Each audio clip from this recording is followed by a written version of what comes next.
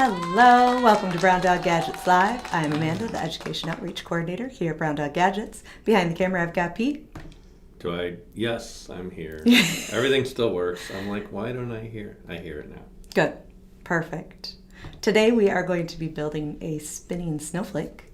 But before that, if you have not followed us on our social media platforms, please do so. You can find us on Facebook, Instagram, Twitter, X, and YouTube.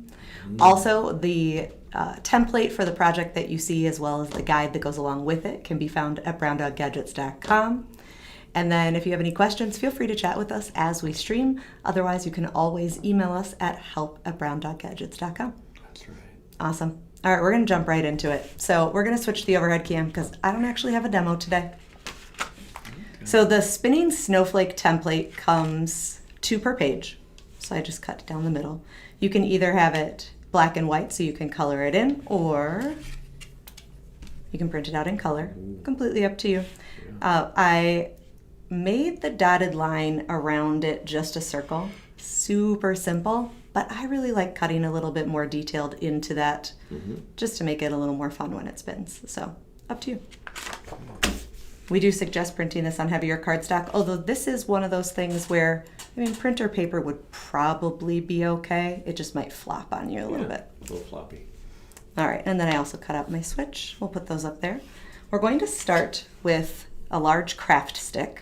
We do use the thicker one instead of just like a regular popsicle stick because it's closer in line with the width of the battery, and it just makes it all it's easier to hold, just works better. All right, we are going to start by laying a line of maker tape pretty much down most of the front of this. We'll see how this goes with my lotion on my hands today. My hands were so dry, I couldn't help it. Problems of winter. I know. Now, you'll notice I did not start right at the top. That's where my motor is going to go.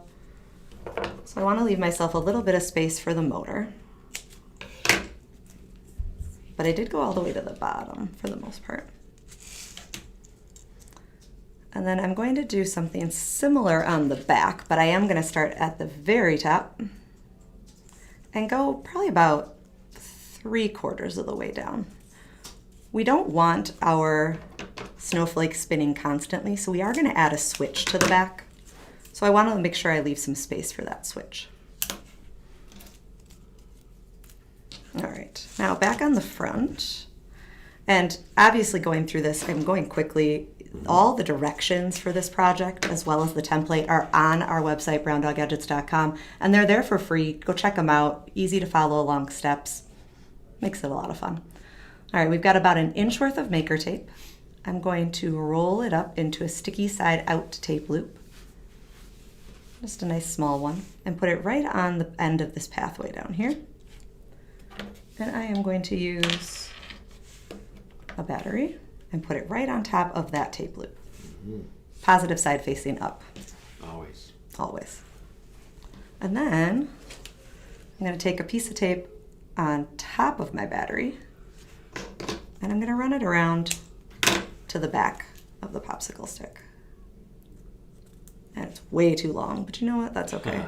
We're just going to cut it too. There. Or do that. Oh, yeah. Why not? Perfect. Yeah. All right, and then this is where we're going to put our switch in place, so I'll do that now.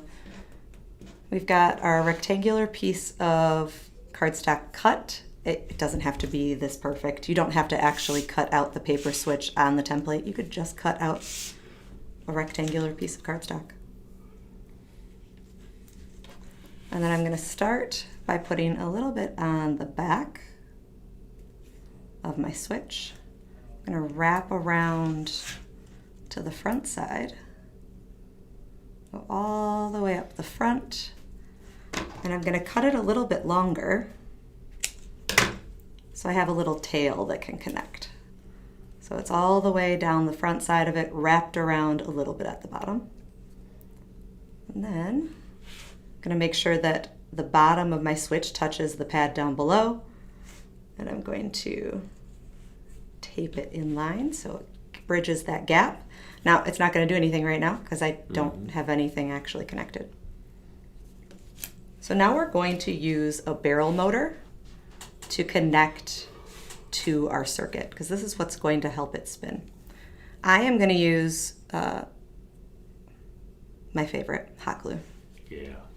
And I'm actually going to splay out those wires, one going up and one going down, just spread them out. I'm going to put a little bit of hot glue right at the top here and push my motor down into it.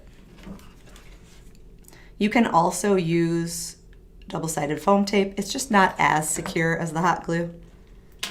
The hot glue just keeps things in place. Mm-hmm.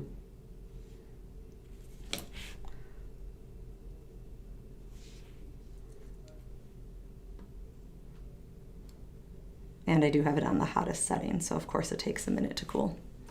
Like, not a minute, it takes You can blow on it. 10 seconds.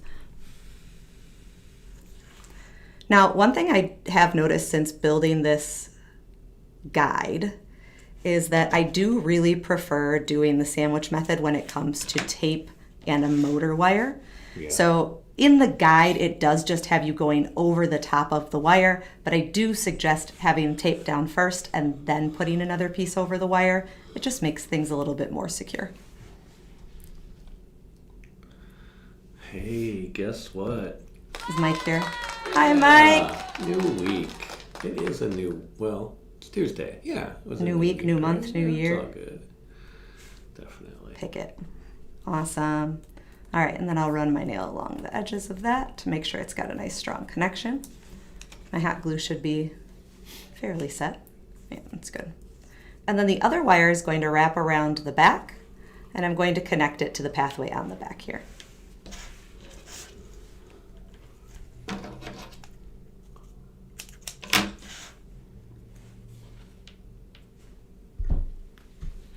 So one other piece right over the top of that one. And then before I go any further, I'm going to test my circuit just to make sure that my motor works, that everything's in place.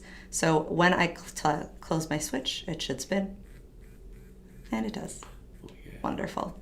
So I'm going to flip this up while I set it down just because it makes sure that it won't start spinning on me. And I've got my snowflake. One of the questions that I had some people ask when I posted this as a reel the other day was, how do you make sure that it actually is centered? That it can be a little bit tricky because you're it's just wide open. So what you could do on the front, just kind of give a little poke to the middle. Just a little poke. Yeah. So that on the back, you can kind of see a little tiny hole. And then what I like to do when attaching the top to one of these motors is I kind of like to just leave it flat on the table, put the glue onto the piece, and then flip this over and set that into the glue. So just kind of like that. Best idea. That way I have a little bit more control over making sure it doesn't, block off the ability for it to spin.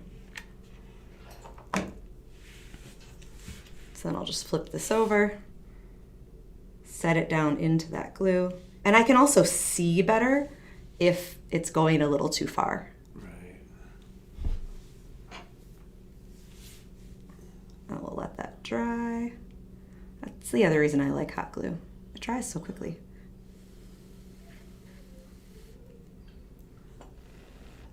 All right.